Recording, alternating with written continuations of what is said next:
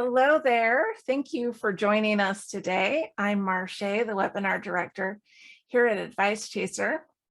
Before we introduce our guest and get started, I do need to do a little bit of legal housekeeping.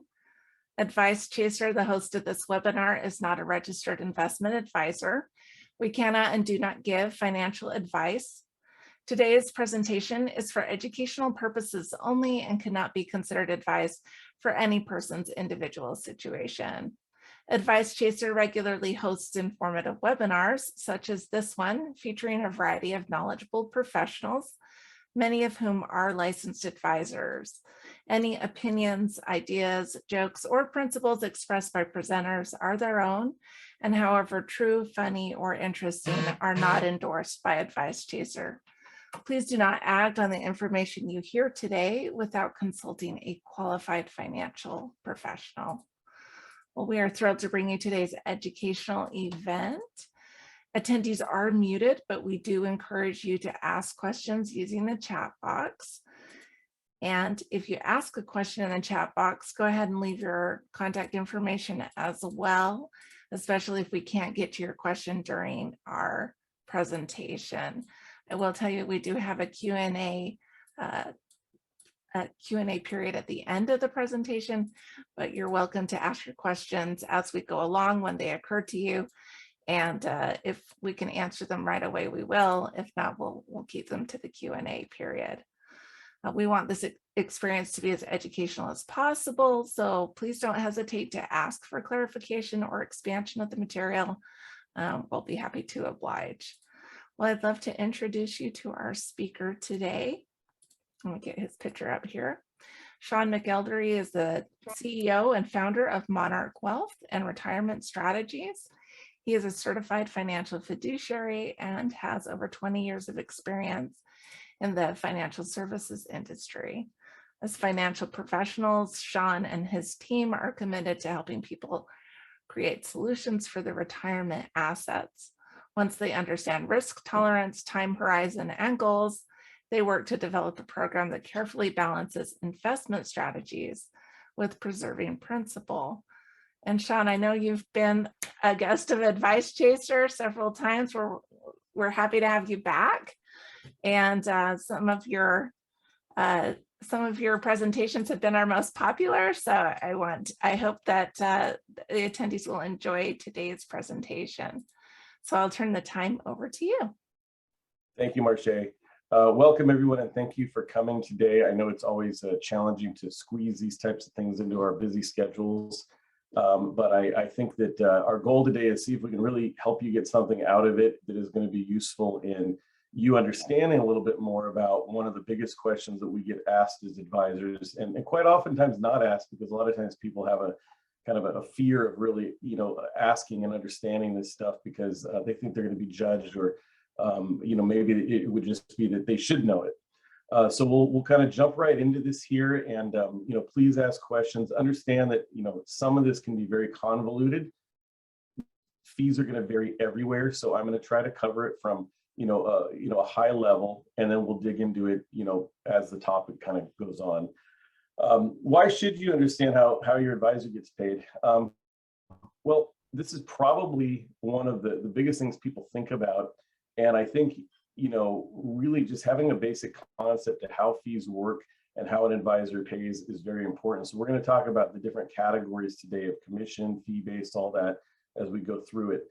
But truly, this should not be the only factor you decide on how you pick an advisor. So when you're picking somebody, you really want to ask a lot of questions and understand, well, what is that advisor actually doing for you or not doing? What is their responsibility?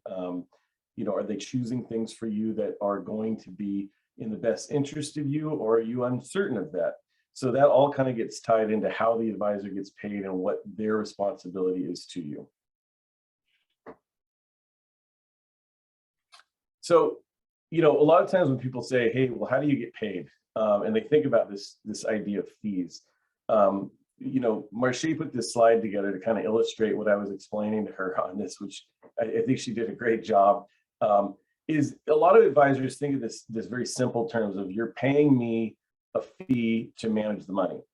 And managing the money is one component of several things that the advisor should be doing and should be really, pulling you in and asking a lot of questions to help you have a holistic plan that's covering lots of topics, assuming that's something you want. So really what we're showing here is what you're paying us for is to get your assets from where you are today all the way up to where you should be in the future. So we're really, the cost is to get you from point A to point B, really. And that involves a lot of different moving parts. It's not just managing the money. As you can see here on the slide, we're talking about helping educate yourself, things that you would be doing comprehensive financial planning. So we are transition specialists, which basically means that anytime you're going through a major change in life, you're probably going to engage with your financial advisor. You should be. So you change jobs, you get married, you get divorced, you have kids, you sell a house or a business, you're looking to retire. Think of those as major transitions. So those are times where you're engaging with the advisor, helping you make decisions like, look what's going on right now with the market. Okay. Fees should really not be at the top of your list of things that you should be looking at. You should be looking at, am I in the right investments? Are my goals aligned? Has anything changed? So the advisor's job is really to do this and many, many more. We also will align our clients with professionals that we trust. So when a client goes through one of those transitions, we will engage them with somebody to help make sure that they're not missing certain components. And usually when we show the clients these things that we're like, hey, you really should look at this, and they go through the process, what we often get is they come back to us and say, I never realized that we would have lost this, or it would have cost me this, or the taxes would have been this. So there's always that conversation about, what they were unaware of. And so that's how you should really think of what your advisor's role is to get you from point A to B in the most tax efficient and most profitable and most holistic way. I think that's the simplest way to look at it.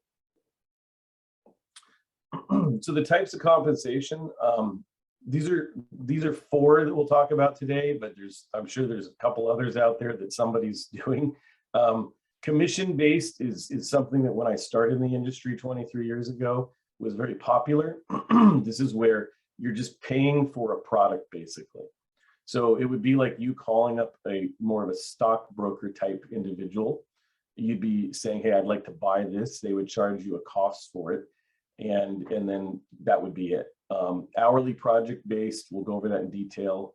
Advisory fees, or it could be some combination of those. So we'll kind of walk through those now. For commission-based, so like I said, the advisor is going to earn some kind of a percentage off what you're purchasing, and this should be disclosed to you. They're going to say, hey, if you purchase this, it's going to cost X. That could range from anywhere from a fraction of a percent up to as high as, possibly 6-7%, depends on the product or what it is, or even a little bit higher for certain insurance products.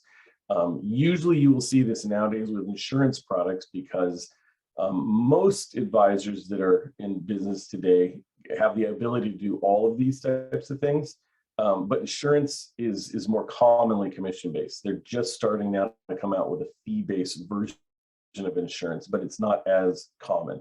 So for commission, it's typically going to be aligned with insurance or buying stocks, mutual funds, bonds, those types of things. They should be disclosing what it costs you. So if I was to say, well, what is the downside of commission base? From a standpoint of what the advisor's responsibility is when they sell you a commission product. So they sell you mutual fund ABC, you buy it in 2018, and you've held on to it for a few years. The advisor doesn't really have a responsibility to be going through that account and making adjustments or contacting you or doing anything. Once they sell it, it's kind of like, hey, you bought it, and that's that. So that's really the big glaring difference with commission-based. Additionally, as you get more and more assets, commission-based fees will drop, but at some point it might make sense to look at fee-based as an alternative, because you might want more hands-on, someone actively looking at stuff that's taking a responsibility for watching what's going on behind the scenes, not just buy it and then look at it maybe when they call you up, the client calls in 2 or 3 years and asks a question. So that would be the big difference with commission-based. Go ahead, Marcia. When you have, Great. I'll have a question here that came in. Can you Okay. name the type of typical insurance products that people would that an advisor might earn a commission for? So obviously they're not selling car insurance. Yeah, so the first thing is there is not, to my knowledge, an insurance product out there that the advisor doesn't earn some kind of commission on. So no matter how it's presented to you, the client, whether they say there's a cost to you or whether there's no cost to you, the advisor will indeed receive a commission in some fashion. It's just the way that it's worded in a sense. So commission products would be variable annuities, indexed annuities, fixed annuities, long-term care, term insurance, whole life, index universal life, universal life. I mean, there's a whole list, pretty much everything out there that you can think of. Those are all commission-based products. Recently, we are starting to see some of the variable life and a few of the other annuities where they're offering what would be considered a fee version of it. But the truth is, it doesn't really affect how you get charged in the big picture because of the way these products work. That would be a whole presentation in itself. But in general, that would be a good list of annuities. All right. So annuities and then life insurance type products is Right. generally what an advisor, if they're doing commission-based products, would be able to provide for you. Okay. Let's move on to the next type. So hourly or project-based, this is commonly used for folks that are younger, just starting out. Maybe they really want to get a solid plan on where they're going in life. They might not have a lot of assets yet. So they're looking for an advisor to kind of set a blueprint for what they're looking to do. So a lot of people think, well, hey, I'm going to consult with an advisor when I turn 64 and a half. I'm 5 months away from retiring. And that's kind of like you've missed the boat. There's so many things that if I could just get everyone to do this right out of college and have a conversation to start talking about things, even if it meant you spent, a small fee to get engaged with an advisor to help steer you and say, this is what you should be doing. This is what you might want to add on to later, so that you have a sense of what is going to help get you aligned with whatever goals they are. And, I don't know what your goals are. So that's what we sit down and talk about. So an hourly base or project base is great when, you just have a specific need, or maybe you don't have assets yet to engage with an advisor, but you really want to get a plan in place.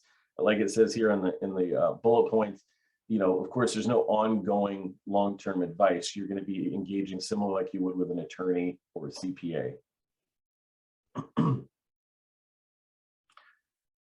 So advisory fees, this is probably the most common that we see used in our industry these days. A lot of advisors that are getting into the business now are moving away from commission-based. I know when I started in the industry, commission-based was very common, where you'd sign a client up, you'd buy them some funds, you'd get paid a little upfront fee, and sometimes there'd be some ongoing. Whereas advisory fees are really where there's no upfront costs typically. You're turning over your chunk of money. So let's say you have $100,000 and you're going to invest that with an advisor. They're going to charge you an annual fee to manage the money. And that could be anywhere from 0 to, could be as high as, north of 2%, depending on what the advisors charge. Industry averages are kind of all over the place. It's very common to see anywhere between 1 and 1.5%. I would say it's kind of the average, but it depends on what you're getting for those costs. Also, as you have more assets, that fee can sometimes change at firms. We see a lot of firms out there that the more you have, the less they charge you. So in other words, if you have $3 million, they're going to charge you a little less than if you had $300,000. We've kind of maintained a more of a flat fee schedule where we charge a percentage, and it doesn't tier out like that. However, the underlying money managers that you use, as you put more assets in, will typically have less fees as you put more money in. So let's keep it simple, okay? You put in $100,000. The first problem is a lot of advisors aren't communicating how the fees truly work. They tend to conveniently leave things out, or they tend to oversimplify, or maybe they explain part of it and hope you don't ask questions. I've seen it all. They're really supposed to be telling you everything. So in reality, if you look, if anyone has a 401k through work, there's a number of companies that do this: Fidelity, Vanguard, T. Rowe, you name it. One misconception is that they don't pay a fee because their company's taking care of that for them. That is simply not the case in the majority of cases. I've never seen one that the company pays for everything. They might pay for you to have access to it, which is nominal for your company. The cost comes out of those funds that you're purchasing. So there is a hidden fee that's based on expense ratios in there, which is different than an advisory fee. So you aren't paying an advisory fee on your 401k necessarily, unless you did something to engage with an advisor there. You're really just paying those underlying fees for the funds, but it is truly not free, which a lot of people think. And we'd be happy to, evaluate for somebody what they're actually paying in their 401k. And usually people are fairly surprised that you can actually engage an advisor, and oftentimes costs aren't, tremendously different. So advisory fees really are, you have a chunk of money, they charge you, let's say, 1.5% of your total asset, meaning every quarter they're going to take a piece of it out. So it would be 1.5% divided by 4. And then they would look at your account value on March of the end of that quarter, March 31st. They'd multiply it times 1.5% divided by 4. That would be your fee for the quarter. And we're going to show in a couple slides. Why don't we do that now? Why don't we just show it now, since that's what we've come up, that's part of the conversation. So here's an example of, if you can talk a little bit about what reading your statement might look like and where those fees are. Yeah, so part of it is you will often see a cover page, which would be similar to that right side of the portion here, where it says your beginning portfolio value, net withdrawals and deposits. Now that might include fees and withdrawals you made.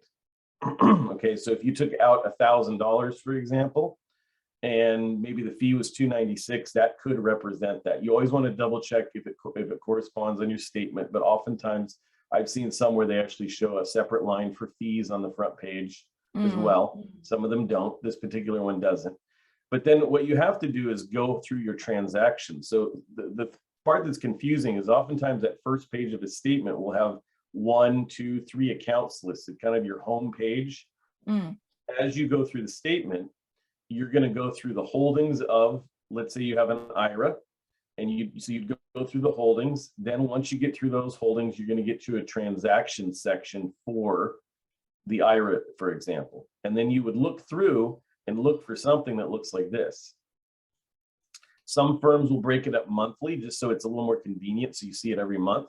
Some will only pull it out on a quarterly basis, and they'll show it once a quarter. So it depends on the firm that you're invested with.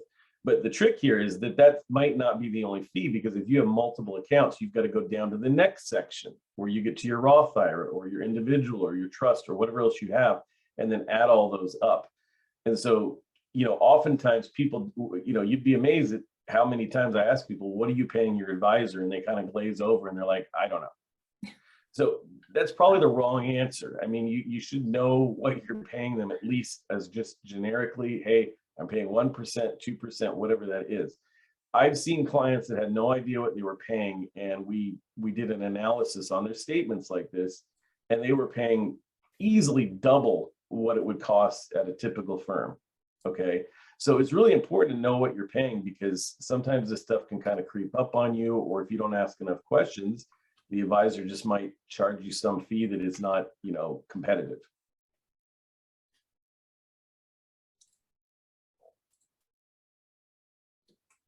All right, I'm going to get to the next slide here. Just a second. We had to go backwards. No, okay, so we talked about this. Can you talk about the financial planning aspect of what's typical under advisory fee management?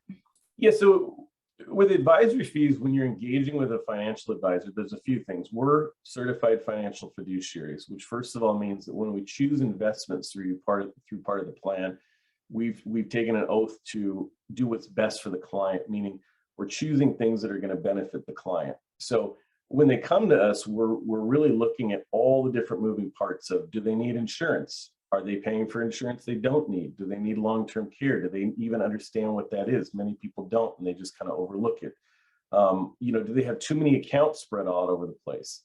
We quite often will help clients to consolidate. They'll have several accounts that they've collected from jobs or just different investors over time. And what they don't realize is they're having overlap in their investments. They're having duplications of things, and they might be paying excessive fees because they have too many baskets all over, and they're not getting a benefit now that, hey, I started out with $5,000, now I'm at $500,000, and I could consolidate all these into one place, which would then save me costs on those money managers. So remember, when you have a big chunk of money, and part of the advisory process is helping clients to really maximize their earnings. So that happens by a few things. When you have more assets at some point, it makes sense to find managers that reward you for having more assets by lowering the costs. Okay. Also, some money managers have minimums. So when you get bigger chunks of money, it doesn't necessarily do you good having them spread out all over several banks, because you can't take advantage of getting into things that you might appreciate better because you had little chunks everywhere. So those are some things. As far as planning goes, what we're really doing is working through a process of getting to know you, understand what you're trying to achieve over time, whether it's retirement, a vacation home, college planning, all of the above. We're going to set up a plan to say, hey, are you on track? What should you be doing? Are you saving too much? We've had clients that simply were living like, they couldn't spend $1 on anything, and they were actually way above what they needed to be doing. So financial planning is really, we use software to engage all of this, because no human being has the ability to visualize all this in their head. Even though I do this every day, I have to still plug it in, look at what it's doing. So we use eMoney to do that. And eMoney is one of the most sophisticated software planning tools. So when you're paying an advisor an advisory fee that's ongoing, you're making a relationship where we're like, hey, we're in this together with you. We're trying to get you to that point B, okay, on the other end. And we're going to do everything it takes so that you have better outcomes for those goals that you're trying to do, so that you can turn around and say, I'm so glad that I chose to do this, because now I feel like I have a plan, I'm on track. And then, bringing in estate planning attorneys. Pretty much everybody that owns a house should have an estate plan. I mean, that's almost a blanket statement, but if you don't have an estate plan, which would be a trust and a will with healthcare directives, that's all part of advisory that we engage with. Is your CPA that's doing your taxes, are they good? Are they helping you correctly? Those are all things that we would look at here. So there's a lot, and I'm just covering the tip of the iceberg.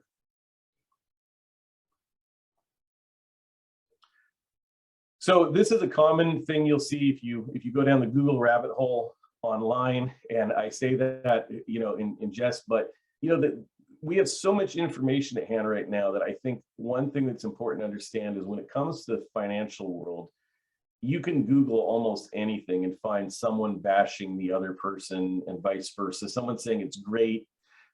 So what an advisor's goal is to really help kind of clear the air for you and give you confidence that you're making the right choice. That's why having a fiduciary is important. So one of the things that you'll find a lot online is fee-based versus fee-only, okay? I can't tell you what's better for you, but I can kind of point out some of the key differences. So they're not the same. Fee-based is what a lot of advisors do, which is what we just talked about on the previous slide, where you're literally, you could be engaging with an advisor to buy life insurance, to long-term care, to helping you manage the assets, to setting up a trust, all of that. With fee only, the biggest difference is those advisors cannot sell you anything that has a commission attached to it. Okay. So, I think there's different thoughts behind what the purpose of this is, but I think what most fee-only firms believe is that there are clients out there that are scared off by the idea of buying a commission product, that it would be negative for them. Okay, and that could be. There's many advisors that do that. Whether you work with a fee-based or fee-only advisor, the one thing that is true is that if you were with a fee-based advisor that sold commissioned products like insurance, for example, you could have a conversation with that advisor and say, well, hey, I don't like that. and then you would therefore no longer be offered a commission product. So it is that simple. They have to disclose to you whether they're selling you something with a commission or not. Fee only have resorted to saying, we don't even have it in our box to offer, so therefore you know you're safe. That would be the big glaring difference there. So fee only are limited on the negative side. They're limited in the scope that if they felt something would be advisable for you, they would have to send you somewhere else to get it. So they might charge you a fee to say, hey, you really should have long-term care insurance. You might want to go talk to this insurance carrier down in the corner or find somebody else. So then you would have, in a sense, possibly or not, paid them part of a fee to tell you to go somewhere else to end up needing a commission product. That would be on the negative side. On the positive side, you would not be offered anything with a commission, so no worries. So you would know that wouldn't be an issue. Both advisors can offer the same advisory type help. They can do the same planning, get into the weeds with you on your goals. All of that would be very similar. So the glaring difference is just one does not offer commission products at all. I know as we were talking about this fee-based and fee only, it got pretty confusing. So I appreciate you going into that. If there's any questions on that, please put them in. We'll try to answer them. I know, a lot of people ask about that. And the one last thing I'll point out about both of these, is most advisors are in a compensation position where we're in it with you, meaning a fee-based advisor is basically saying, if your account goes up, we go up. If the accounts go down, we go down. Okay, now fee only, it depends how you pay the client or the advisor. So in fee only, it could be based on a percentage of assets. You also might just be writing them a check once a year, kind of like a project-based or an annual-based type engagement where, you're paying them $10,000 a year for advice. And it's just, it doesn't matter if you have $1 or whether you have $10 million, they're going to charge you X amount of dollars to give you the advice. So fee-based, you definitely are being charged based on asset performance, whereas on a fee only, that would depend on how they engage you. All right, we've already talked about your statement. So let's talk about what happens if we're price shopping and we're choosing maybe the lowest price advisor out there. And so I think it's important when you're thinking about why do you want an advisor in the first place, this person to help you manage your money. Some people have a hard time with that because they like to control, things in their life. We deal with a lot of high net worth investors that are not used to turning over the power of their checkbook, or they're afraid someone's going to tell them to do with their money. And it shouldn't be thought of like that at all. A financial professional's goal is to really help find ways to improve your outcomes. So because we do this every day, we have access to so many things that, you can always find things on your own. But what the advisor is doing is adding value by making sure that you're in the best investments that suit your needs. So first we look at what are you trying to achieve? Then we're going to match that up. Oftentimes when we review portfolios with clients, we'll find that they have accounts that are not efficient, meaning they might be investing in funds that are better designed for an IRA or better designed for a non-qual account, which is just like a savings account, if you will. So let's say you have an IRA and you sold a house recently in California and somehow got a little extra money out of it and moved to Phoenix, okay? You probably know someone that's done that recently. If that's the case, you have extra money, okay? You come to someone like us and you're like, we want to invest this somewhere. We're going to use a whole different set of investments in there because of tax efficiencies than we would if it was your IRA, which is tax deferred, okay? And that again would be a whole presentation talking about what types of funds are better for different kinds of accounts. Remember, funds that are in IRAs, the money managers are not worried about taxes because it's tax deferred, whereas in a non-qual account, you have to pay taxes every year on whatever cap gains are realized. So we would evaluate those types of things. Performance, most good advisors are concerned about performance and they're trying to find you things that are consistently doing well, but not all of them are going to necessarily choose from the best of the best. Some of them are prone to be at a firm where maybe they really only sell the funds that they offer, because and I don't want to throw any one company under the bus, but I'll just say, like, for example, let's say that you had a money manager that worked at, Wells Fargo. Well, Wells Fargo sells their own funds. They do have some others, but they're prone to use proprietary products. And the question is that the best thing for you? So, now talking about a more expensive advisor could save you more. Okay, that's an interesting concept. Some advisors simply just don't have the background or maybe the resources to get you in things that would improve your outcomes. Maybe they haven't worked in the industry long enough where they truly understand it. So we see quite commonly where when we review accounts, there's room for improvement, whether it's because they're with an advisor that charges less or not. I don't know that that would necessarily correlate, but I would say that we have oftentimes found that portfolios that we manage perform better than what our clients can do when we look at performance over time. And now, what is the reason for that? It's not so much because we're charging you a fee and we have this magic ability to just pick things. Okay, we've done studies, and they've many of these are published, where they looked at advisors versus clients on their own that invested in the same exact investments over a 10-year period. They had $10,000 over a 10-year period, same funds. The investors that did it on their own made something like 4%, and the investors that had an advisor were pushing north of 7 or 8%. I'm just ballparking the numbers, but it was about a 3 to 4% range they found. What was the investor that was managing the money on their own in the attempt to maybe save fees, possibly? What were they doing that the advisor wasn't doing? Well, the simplest way to think about it is, if they were both in the same funds, they had to be at some point selling those funds and getting in and out. So if you think about what's going on right now, you have people that are, at 2 a.m, they're panicking, they're watching the news, they're hopping online, and they're like, I'm selling everything. Okay.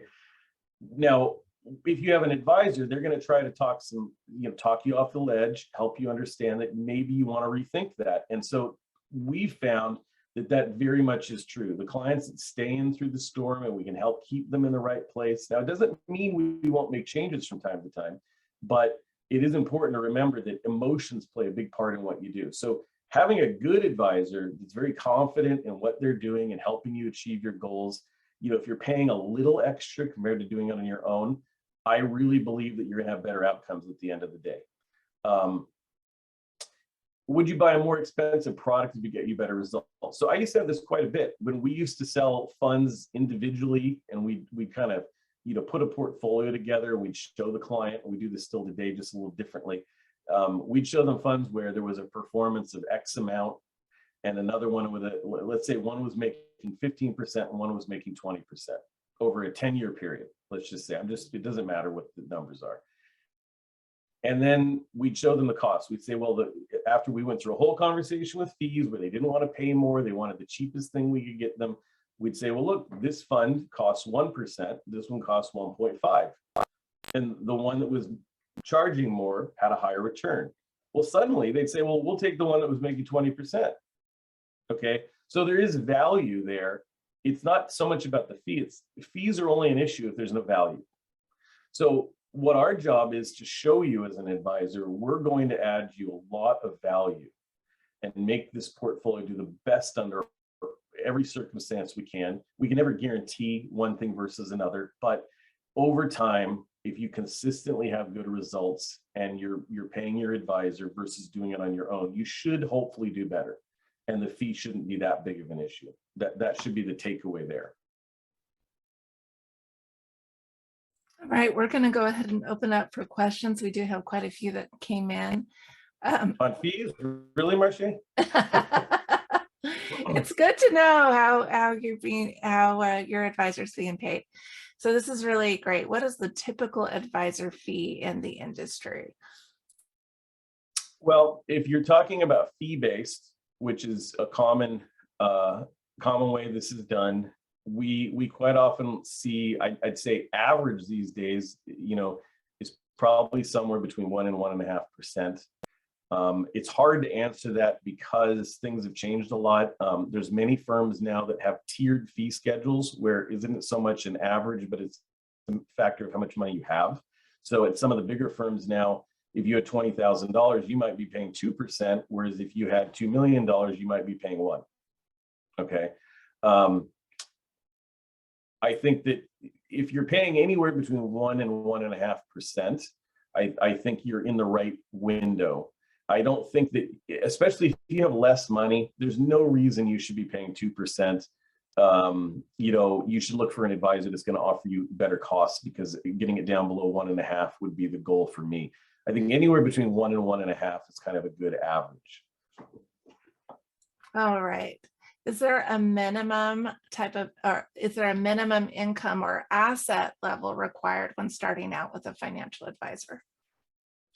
So we personally don't have minimums. We personally believe that, clients need help when they're at that point, to just starting, or maybe they have assets that are tied up because they're still at work and they simply can't get to them. People still need help planning. So the whole idea is, if you think back to that A to B kind of step ladder there, you don't start this process at the end of the journey. It is a journey, and you should be getting help as soon as you can, feasibly engage with somebody, in my mind, and try to make a difference. So we don't believe in minimums, but you will find that many of the firms now have minimums, 250, 500,000, $1 million. I know some of the bigger firms now, if you're under $1 million, they don't even let you have an advisor. You pretty much get like a call center. So if and that we've done, presentations on this, and we'll probably do some more coming up, talking about, really the differences between the different firms. We're a private boutique firm, so we don't have any, big corporate umbrella over us that's telling us, hey, you can't bring a client in for this. We have the ability to do that. No minimums on our side. Okay. This is a good one. Is there's some kind of directory of fiduciaries? Yes, there is a directory of fiduciaries. There's the Certified Financial Fiduciary that we are part of, CFF, and you can actually go online and Google CFF. Would probably be the best way, or Certified Financial Fiduciary, and there's a directory where you can look up an advisor in your area. In California, there's a handful to pick from. There's going to be at least probably 4 or 5 pages worth that I've seen in there. But there are definitely places to look for that. And that's also something I'm assuming that you can ask when you're interviewing advisors if they are a fiduciary. Right. All right. What are some, can you review again, what are some common commission or referral products that advisors offer again?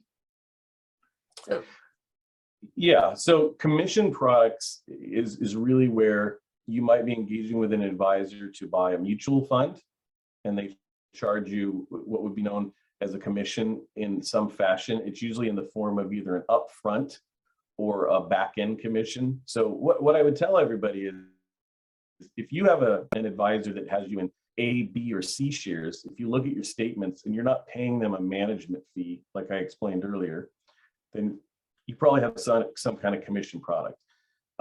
There's some challenges for sure with commission products, and that is a little bit complicated, but in the most general broad sense, once you buy that commission product, because there's a fee to change out of that to a new one, the advisors have to be very careful about recommending you to switch, because you're going to incur another cost. Okay, so the dilemma is, if the investment community never changed and there was never a reason for you to change investments, then that wouldn't be such a problem. But depending on what you bought and where you're at in life, at some point you're going to need to be changing things. Maybe the money manager you bought isn't performing well anymore. With fee-based, you can change things all day long, and there's no big upfront cost. That's one of the advantages of fee-based. With the commission products, it's subject to every time you make a switch in many cases. But it would mostly be mutual funds, whether it be related to bonds or stocks, or like we talked about, annuities as well. There really isn't a product in our industry that doesn't have a commission tied to it. There's almost everything you can buy, there's some version of it as a commission product. All right, and we have time for one final question. I will tell people, go ahead and leave your contact information. If you have another question we weren't able to get to, go ahead and leave that contact information. I'll save the chat and we can reach out to you to address that. This final question is about the software that financial advisors use. Can you explain a little more? You said that you use eMoney. I've heard there's other software products out there. Is that something that just the advisor can use, or does the client also have access to that? Yeah, that's a good question. So eMoney is a product that was developed by a couple of financial advisors who were not satisfied with most of the products that the industry was offering to them for financial planning. So they hired a few engineers that were semi-retired and wanted to do something on weekends, basically.